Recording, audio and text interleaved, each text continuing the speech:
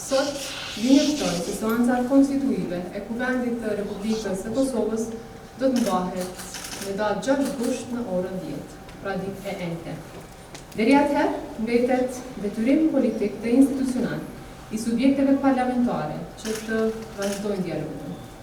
Dialogun ndërmjet tyre askush nuk duhet ta shoh si një shenjë dobësie, por si dëshmi e përgjegjësisë demokratike.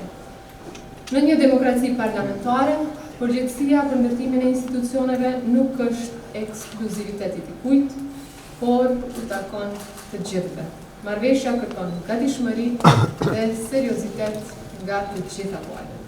Palët duhet shprehin vullnet për dialog dhe thirrjeve e ofertave do duhet i përgjigjeshin me përgjegjësinë më të lartë. Dialogu nuk mund të jetë një proces njëkahash dhe as përgjegjësia nuk mund të jetë e një anshme.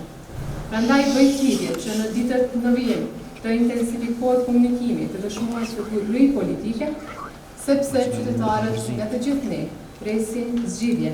Ata presin institucione funksionale dhe presin që pikërisht për shkak të kësaj lidhje kushtetuese ndërmjet konstituimit të Kuvendit dhe procedurës zgjedhjes së presidentit, kam vlerësuar me kujdes çdo hap që është ndërmarrë gjatë këtyre javëve. Kam mirëpritur ftesa për takime të kryeministrit dhe kryetarit të lëvizjes Vetëvendosja, zotërit Albin Kurti, dhe kam ndjekur nga afër përpjekjet për të arritur një marrëveshje, dhe siç e dini deri tani janë mbajtur 2 takime, një takim me PDK-n, një takim me LDK-n, ndërsa Aleanca nuk ishte përgjigjur ftesës për takim. Duke qenë se ende nuk ekziston një dakordim politik për çështjen e presidentit, kam vendosur pra menjëherë pas certifikimit pas së kohe që të mos e thras me nguti seancën konstituive, por të shfrytëzoja fatin që lejon kushtetuta për të krijuar partive politike, hapësirën e nevojshme për dialog dhe për ndërtimin e një konsensusi. Prandaj, kanë qenë vetëm 2 takime siç e përmenda.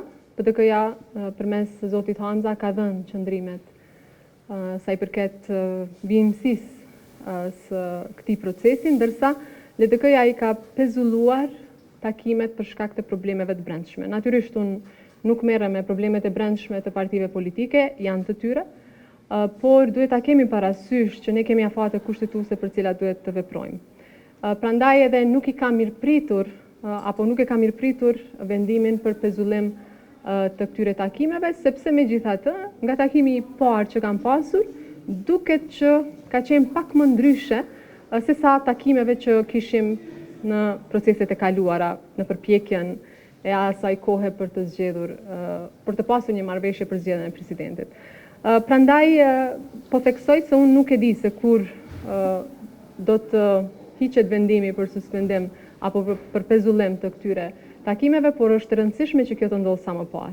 Spekulimeve që po planifikojnë një raund tjetër zgjedhor, unë do t'i përgjigjesha me ftesën e tyre për takime serioze edhe për diskutime se si ta të i kalojmë situatën aktuale. Është e vërtetë që partia fituese Vetëvendosje i ka numrat edhe për konstituim të Kuvendit edhe për qeveri, por mos i harroni akuzat që na bënin partitë politike të kaluarën pse u ngutet me konstituim, pse u ngutet me qeveri.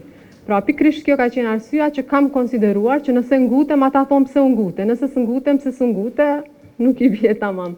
Në përket asaj se a do të jem unë kandidate për kryetare të Kuvendit, kjo i takon fituesit, pra kjo i takon lëvizjes Vetëvendosja, pra është në përgjithësinë e tyre se kush do të jetë kandidatja apo kandidati për kryetar të Kuvendit, dhe tash seanca konstituive është caktuar me 6 gusht, aty do të dihet nëse jo më herët se kush do të jetë kandidati lëvizjes Vetëvendosja.